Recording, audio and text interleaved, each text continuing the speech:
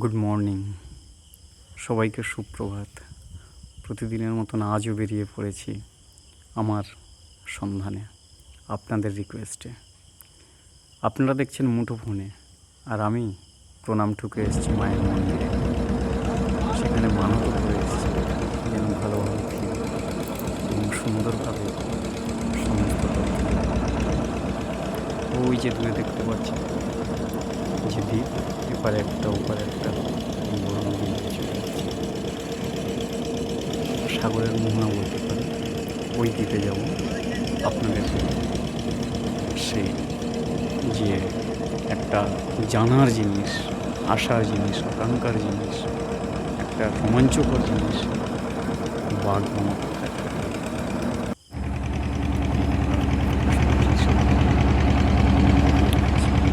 আপনাদেরকে দেখাবো, দেখানোর চেষ্টা করবো যতটা সম্ভব, যতটা আমার সাধ্য।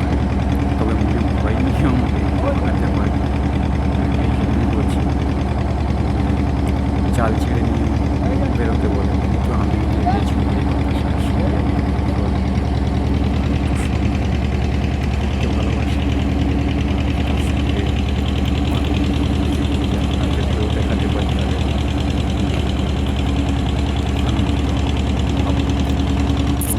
করতে পারি। দেখুন, আমি আপনাদেরকে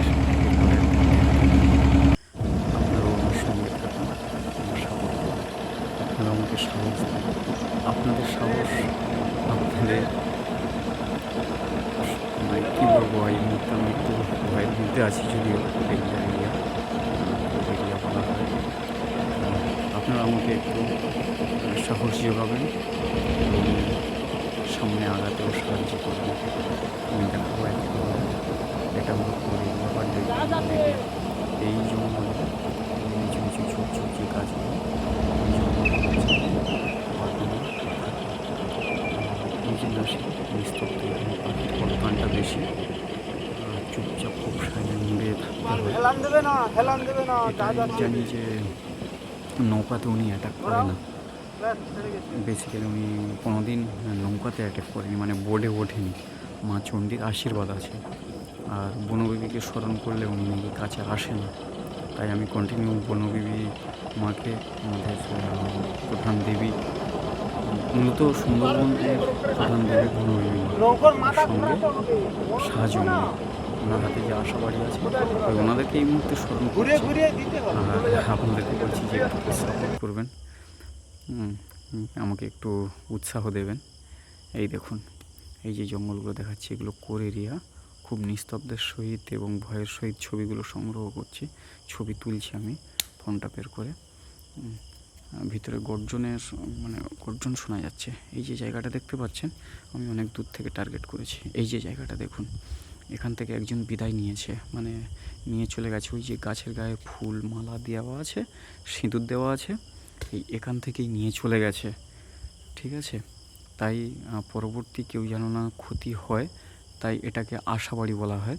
এই গাছটাতে জানান দিয়ে গেছে, মানে পরবর্তী কেউ যদি এখানে ঢোকে, তাহলে সেই জায়গাটা দেখেই বুঝতে পারবে, ফুল মানে ওই যে মালা সিঁদুর, এটা দেখেই বুঝে যাবে যে এটা এখান থেকে নিয়ে চলে গেছে। খুব সাবধান, আমরা বেরিয়ে পড়বো, এখানে থাকা খুব অসম্ভবই হয়ে যাচ্ছে। আমরা একদম মাঝ বরাবর যাচ্ছি, কোনো ধারের দিকে যাচ্ছি না। গা ছমছম, একটু পাখির আওয়াজ ছাড়া আর কোনো কিছু পাচ্ছি না। আর ওর গায়ে শুনেছি একটা বাজে গন্ধ থাকে, গন্ধটা খুব একটা উপভোগ না করতে পারলেও পাচ্ছি। এইবারে আস্তে আস্তে দেখুন আমরা বেরিয়ে যাব, খুব সাবধানের সহিত বেরোতে হবে এখান থেকে।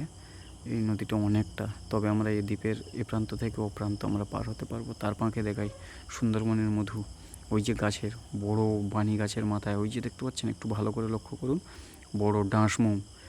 এটাই হলো অরিজিনাল সুন্দরবনের মধু, অর্গ্যানিক মধু, পাওয়ারফুল মধু, যাই বলুন, পৃথিবী বিখ্যাত ওয়ার্ল্ড ফেমাস যে সুন্দরবনের মধু, এটাই সেই মধু। সেই জঙ্গল আপনাদেরকে দেখালাম, এবং নসিবে পেয়ে গেছি, তাই হচ্ছে কি আপনাদেরকে দেখাতে পারলাম, অন্য কিছু না।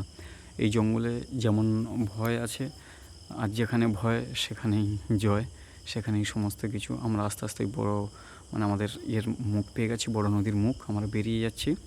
বেশি দেখতে পাচ্ছি না, বুঝতে পারছি না। সবাই রয়েছে আর সবাই সেখানে যাচ্ছে, যাচ্ছে। আমার কাছে যাচ্ছে। জঙ্গলের মধ্যে এখন যেগুলো চাপ, যারা এখনো চাপড়া ব্যবসা